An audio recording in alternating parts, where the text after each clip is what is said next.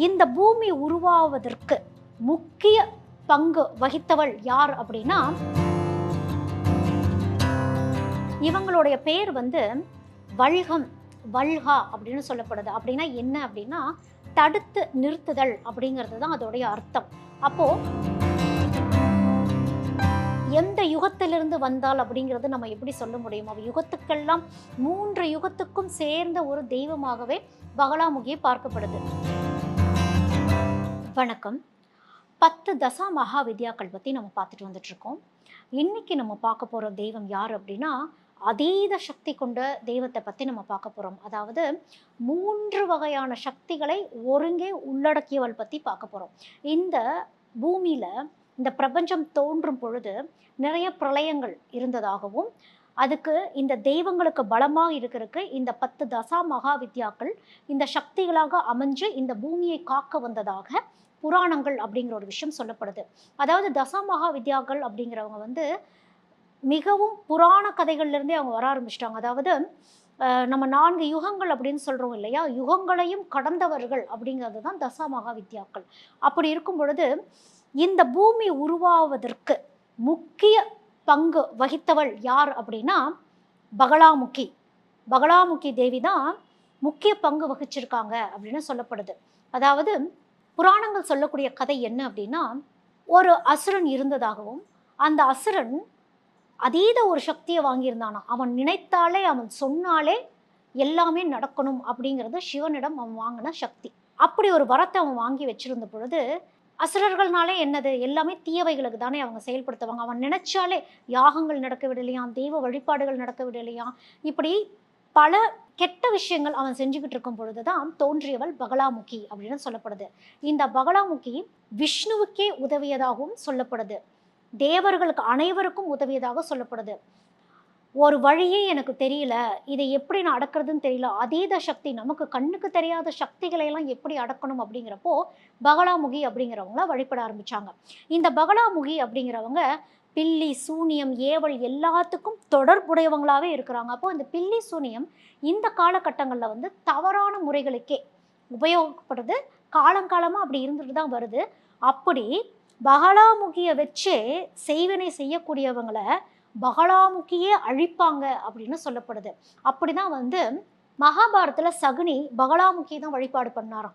அப்படி வழிபாடு பண்ணி தான் அவர் நினைக்க நினைக்க, அவர் சொல்ல சொல்ல, அவரே எல்லாத்தையும் விளையாட்டுக்கு அழைக்க வச்சு, அவங்க வாயாலே சில விஷயங்கள்லாம் சொல்ல வச்சு, போரில் வெல்லக்கூடிய ஒரு இடத்துல, அதாவது அந்த விளையாட்டில் வெல்லக்கூடிய ஒரு அமைப்பில் இருந்த பொழுது, அங்கே இருக்கிறவங்க எல்லாம் பஞ்ச பாண்டவர்கள் இருந்து எல்லாருமே பகலாமுகிட்ட போய் தான் வழிபாடு பண்ணி, அதுக்கு அப்புறம்தான் அவங்கனால கஷ்டப்பட்டு வெல்ல முடிஞ்சது அப்படின்னே ஒரு கதைகளும் உண்டு. அப்போ பகலாமுகிய எல்லா வகையிலும் தேவர்களே வணங்கி ஒரு அருள் கேட்டு பகலாமுகி ஆசீர்வாதம் பண்ணாங்க அப்படின்னு சொல்லப்படுது. இவங்களுடைய பேர் வல்கம், வல்கா அப்படின்னு சொல்லப்படுது. அப்படின்னா என்ன அப்படின்னா, தடுத்து நிறுத்துதல் அப்படிங்கிறது தான் அதோடைய அர்த்தம். அப்போ இந்த பகலா எவ்வளோ பெரிய விஷயமா இருந்தாலும் இவங்களால தடுத்து நிறுத்த முடியும் அப்படிங்கிற ஒரு பெயர் மறைவிதான் பகலாமுகி. அது பங்களாதேஷுக்கும் அந்த பெயர் வந்தது அப்படின்னு சொல்லப்படுது. அதாவது உஜ்ஜயினியில் பகலாமுகி காட்சியளிக்கிறாங்க அப்படின்னு நம்ம வரலாறுகள் பார்க்குறோம். அங்கே போய் வழிபாடு பண்ணுறப்போ அங்கே இருக்கிற அந்த எனர்ஜி ஃபீல் அப்படிங்கிறதே ஒரு வேறு வகையில், அது உணர்றவங்களுக்கு தான் அது புரியும்.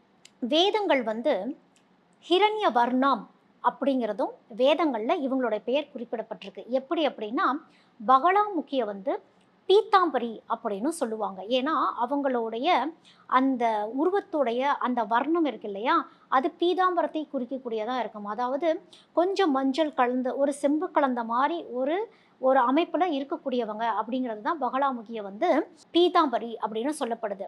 இன்னொரு பெயரும் அவங்களுக்கு உண்டு. அதாவது பிரம்மாஸ்திர ரூபிணி அப்படின்னு சொல்லுவாங்க. இந்த பிரம்மாஸ்திர ரூபிணி எதை குறிக்கக்கூடியதுன்னா, மஞ்சள் நிறத்தையும் குறிக்கக்கூடியது அப்படின்னு சொல்லப்படுது. அதாவது மஞ்சள் அப்படிங்கிற ஒரு பொருளும் பீதாம்பரிங்கிற சொல்லுக்குள்ள அடங்கும். மஞ்சள் அப்படிங்கிறது என்னது, பளிச்சுன்னு இருக்கக்கூடிய விஷயம், மங்களமான விஷயத்தை சொல்லக்கூடிய ஒரு விஷயமாகவும் இருக்கும் பொழுது 3 வகையான சாஸ்திரங்களை உள்ளடக்கியக்கூடியவளும் பகலாமுகி அப்படின்னு சொல்லப்படுது. பாற்கடல்ல இருக்கக்கூடிய பரந்தாமனுக்கும் பகலாமுகியே வரம் கொடுத்து காப்பாற்றினாள் அப்படின்னு சொல்லப்படுது. அதாவது கடலுக்கடியில் பெரும் வெள்ளமெல்லாம் வந்ததாம்.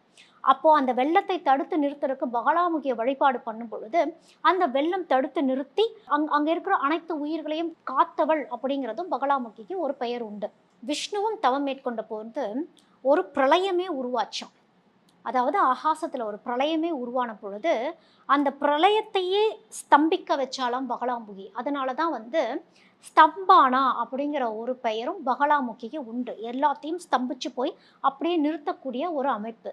அதாவது இதுல நல்லா கவனிக்கக்கூடிய விஷயம் என்ன அப்படின்னா, விஷ்ணுவுக்கே, நாம் வழிபடக்கூடிய விஷ்ணுவுக்கே அந்த ஆபத்து வந்த பொழுது பகலாமுகி காத்தாள் அப்படின்னா அவங்களுடைய சக்தி எவ்வளோ அபரீதமான ஒரு சக்தி. தெய்வங்களையே காக்கக்கூடியவள் அப்படின்னா அந்த சக்தியை நம்மளால அளவிடவே முடியாது. கண்ணுக்கு தெரியாத பேர் ஆபத்துகள் நமக்கே தெரியாம இருக்கும் பொழுது அதை பகலாமுகியால் தடுத்து நிறுத்த முடியும். அந்த சக்தி அவளுக்கு இருக்கு அப்படின்னா எந்த யுகத்திலிருந்து வந்தாள் அப்படிங்கிறது நம்ம எப்படி சொல்ல முடியும்? அவ யுகத்துக்கெல்லாம் 3 யுகத்துக்கும் சேர்ந்த ஒரு தெய்வமாகவே பகலாமுகி பார்க்கப்படுது. நம்ம முருகருடைய சூர சம்ஹாரத்தை நம்ம எந்த அளவுக்கு போற்றி வழிபடுறோம். அசுரர்களை அழித்தார் அப்படின்னு சொல்லப்படுது இல்லையா? இந்த அசுரர்களை அழிப்பதற்காக முருகர் சிவன் கிட்ட மந்திரத்தை கேட்டாராம். சிவன் சொன்ன மந்திரமே பகலாமுகியோட மந்திரமாகவே இருந்தது. அதுதான் பிரம்மாஸ்திரம். அந்த பிரம்மாஸ்திரமோடைய மந்திரம் என்ன அப்படின்னா பகலாமுகியை பற்றின மந்திரமே அந்த பிரம்மாஸ்திரம். அந்த பிரம்மாஸ்திரத்தை அவர் உச்சரித்ததுக்கு அப்புறமா தான் அவரால் அசுரனை கட்டுக்குள் கொண்டு வர முடிந்தது அப்படின்னும் இந்த அசுரவதத்துக்கு ஒரு பெயரும் உண்டு. நீங்க புராணங்கள்லாம் படிச்சு பார்க்குறப்போ அவர் என்ன மந்திரத்தை உச்சரிச்சார், யாரை வழிபட்டார், ஒரு தெய்வம் இன்னொரு தெய்வத்தை வழிபட்டு அந்த உதவியை கேட்கும் அப்படின்னா சிவனே சக்தியின் வெளிப்பாடு தானே பகலாமுகி. அந்த சக்தியோட வழிபாடு தான், அந்த சக்தி வெளிப்பட்டது தான் அந்த 10 தசா மகா வித்யாக்கள். எப்படி பார்த்தாலும் அவள் சக்தி. அந்த சக்தியின் வடிவு எல்லாத்தையும் காக்கக்கூடிய ஒரு அமைப்பு அப்படிங்கிறது இந்த பிரம்மாஸ்திரம் மூலியமா நம்ம இன்னும் ஊர்ஜினப்படுத்தப்படுகிறது.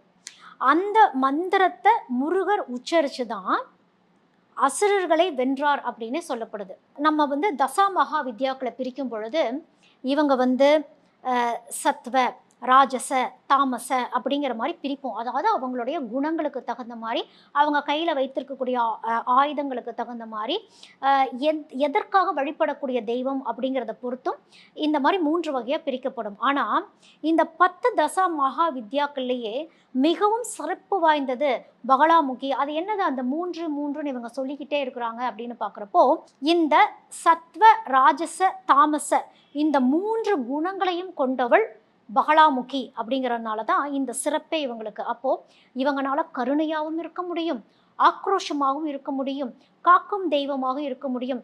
எல்லா குணங்களையும் கலந்து இருப்பவளே பகலாமுகி. அதனால தான் இந்த பகலாமுகியை வச்சு யாராவது பில்லி சூனியம் பண்ணும் பொழுது அது நடக்கிறதும், அதுக்கப்புறம் இது தவறு இல்லை, இது நியாயப்படி தெய்வமே இது நீ எனக்கல்லவா பண்ணணும் அப்படின்னு கேட்டு வரப்போ எது நியாய தர்மமோ அதுக்கு உட்பட்டு தன்னை வைத்து தவறாக பிரயோஜனப்படுத்தினாங்க இல்லையா, அவங்களுக்கே எதிராக மாறக்கூடியவள் தான் பகலாமுகி. அப்போ பகலாமுகிக்கு நிகர் பகலாமுகியே அப்படிங்கிறது தான் இங்க நம்ம புரிஞ்சுக்க வேண்டிய விஷயமே. இப்போ இந்த வாக்குப்பளிதம் அப்படிங்கிற ஒரு விஷயம்லாம் நம்ம சொல்றோம், கேள்விப்படுறோம். அவன் சொன்னா இது பழிச்சிடுது அப்படிங்கிறப்போ அவங்களுக்கும் பகலாமுகியோட அருள் இருக்கும். அதையும் கடந்து போய் பகலாமுகியே அவனுக்கு இந்த மாதிரி ஒரு வாக்கு சித்தி இருக்கு, ஆனா அதை அவன் தவறான முறையில பயன்படுத்தி என் குடும்பத்தையே அழிக்கிறான் அப்படிங்கிற ஒரு விஷயம்லாம் இருக்கு இல்லையா. அப்போ அந்த மாதிரி போய் வழிபாடு பண்ணும் பொழுது ஒரு பிள்ளையாரையும் வச்சு நீங்க வழிபாடு பண்ணும் பொழுது அங்கதான் உச்சிஷ்ட கணபதி அப்படிங்கிறவர் வருவார். அப்படிதான் அந்த கணபதியெல்லாம் வழிபாடு பண்ணி இது நேர்மை, இது நியாயமான விஷயம் அப்படிங்கிற பொழுது நேர்மை நியாயத்துக்கே பகலாமுகி செவிசாய்ப்பாள் அப்படிங்கிறது. அதனாலதான் சகுனி கடைசியில தோத்தே போனார், தர்மமே வென்றது அப்படிங்கிறது தான் பகலாமுகி மூலமா நம்ம தெரிஞ்சுக்கக்கூடிய விஷயம். அவளுக்கு நிகர் அவளே அப்படிங்கிறது தான் பகலாமுகி. இன்னும் நிறைய விஷயங்கள் தசாமகா வித்யாக்களை பற்றி பேசுறதுக்கு இன்னும் நிறையா இருக்கு. நான் பகலாமுகியை பற்றி சொன்னது வெறும் ஆரம்பமே. அவளை பற்றி பேசணும் அப்படின்னா இந்த ஒரு ஜென்மம் பத்தாது. நன்றி.